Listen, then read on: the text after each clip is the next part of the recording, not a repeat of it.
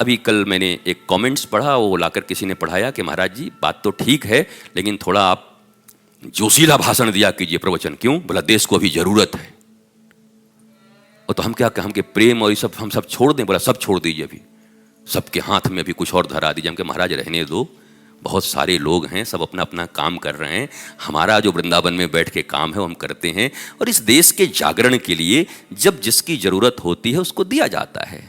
संत महंत देते रहते हैं। जब देश की बात आती है, संस्कृति की बात आती है, तो मुखर होके बोलता हूँ कि ये काम हमें करना चाहिए। पर निजी जीवन को कैसे संतोष भाव से जीना है, ये बहुत जरूरी है।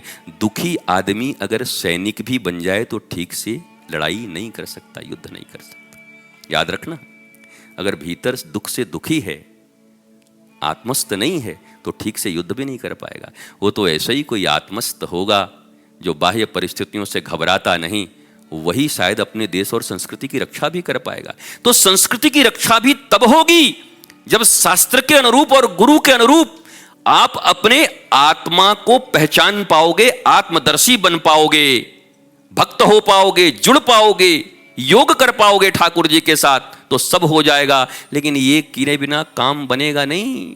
आज तो जय जय जय कर रहे हो, आखिर हमारे ही देश से तो कई लोग ISI से जब अरबों रुपए करोड़ों रुपए मिल जाते हैं तो सारा दस्तावेज उनको दे देते हैं ना, पैसे के लोभ में ही दे देते हैं। अब बताओ, जीवन में ऐसा हमारा जीवन हो कि काम क्रोध मद मोह लोभ मात्सर्य से अपने गुरु की कृपा से ऊपर उठ करके और जीवन को जिए, फिर कोई हमें लोभ दे सकता है? हमारे देश के खिलाफ हमें भड़का सकता है?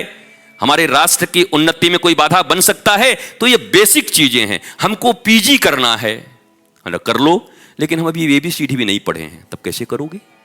बेसिक शिक्षा तो ही नहीं है। बेसिक शिक्षा ये है, पहले तत्वदर्शी बने, आत्मदर्शी बने, निज को पहचाने। कल भी इसी बात पर मैं कह रहा था, the beginning of real spiritualism is who am आई।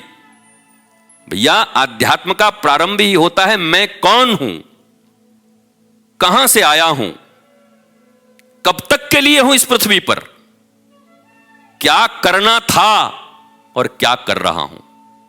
जब तक इन प्रश्नों से प्रतिदिन अपने आप को मांजते नहीं हो बर्तन की तरह, तब तक रोज कोई न कोई दुर्जनता, दुख, कष्ट आपके भीतर में, अज्ञानता घुसती रहेगी और आप हैरान परेशान रहोगे। इसलिए सोने से पूर्व और जगने के बाद 2 बार ये चिंतन अवश्य कर लिया करो। उठते के साथ तो उठते के साथ तो कहां कोई चिंतन करेगा?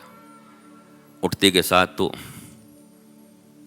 आंख अभी खुला भी नहीं कि ऐसे करके, और रात में 2 टार दिल आया हुआ है, किसी का दिल किसी का फूल, और हम भी इधर से आई लव यू लिख के भेजे। क्या मतलब है इसका आई लव? लव का मतलब वो भी नहीं जानता, तो भी नहीं जानते। लब लब लब लब कर रहे हो लबरों की तरह। लव एंड लस्ट का अंतर नहीं जानते, काम और प्रेम का अंतर नहीं जानते आप। कल ही मैंने कहा कि शास्त्र कहता है जहां सब कुछ दे देने की इच्छा हो, समर्पित कर देने की इच्छा हो, उसको प्रेम कहते हैं, और जहां सिर्फ पाने की इच्छा हो उसको काम कहते हैं। तो आपकी इच्छा तो पाने की है और लिख रहे हैं आई लव यू। बड़ा मुश्किल है, ये तो संभव नहीं होगा। कठिन नहीं, बहुत कठिन है। इसलिए आजकल जीवन में सुबह आई लव यू,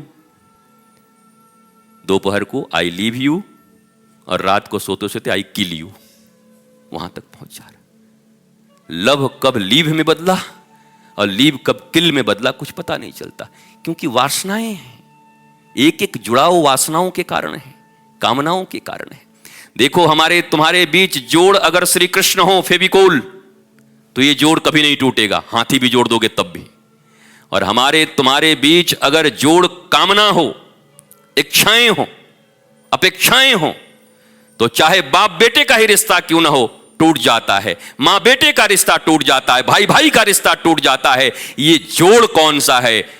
जगत है या जगदीश है? कामना है, काम है या राम है? अगर राम बीच में है तो बात तो हमेशा बनी रहेगी, कभी गड़बड़ नहीं होगी। काम है तो आज बनी है, कल बिगड़ जाएगी सुबह सुबह।